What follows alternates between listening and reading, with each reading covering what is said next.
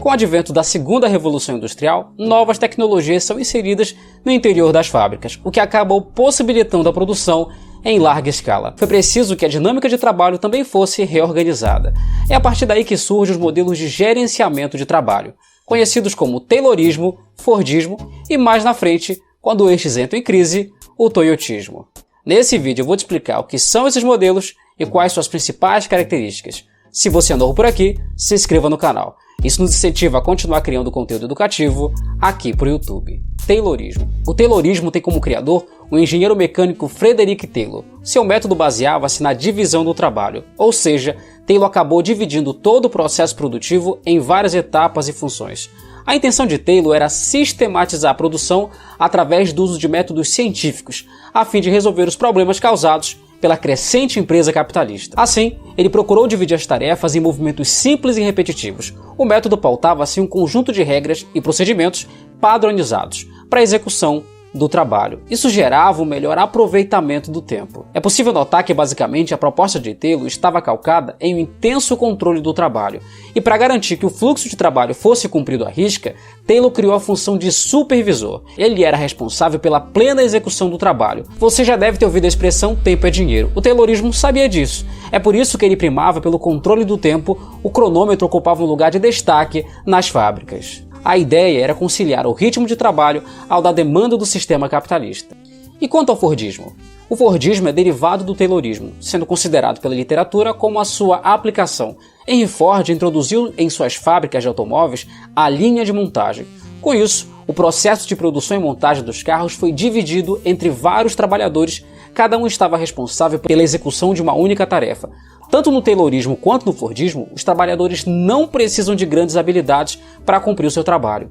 O grande diferencial é que nas fábricas de Ford houve a inserção da esteira rolante. Nela, o trabalhador tinha uma posição permanente. Essa metodologia elevou a produção e, consequentemente, os lucros de Henry Ford. No Fordismo, também é possível perceber o mesmo fundamento do Taylorismo, isto é, o controle do processo de trabalho.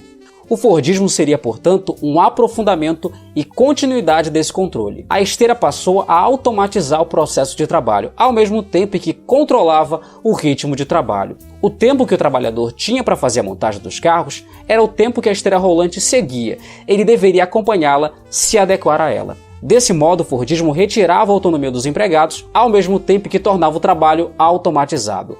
E quanto ao Toyotismo? Na segunda metade do século XX, o modelo sustentado no Taylorismo e Fordismo começou a entrar em declínio.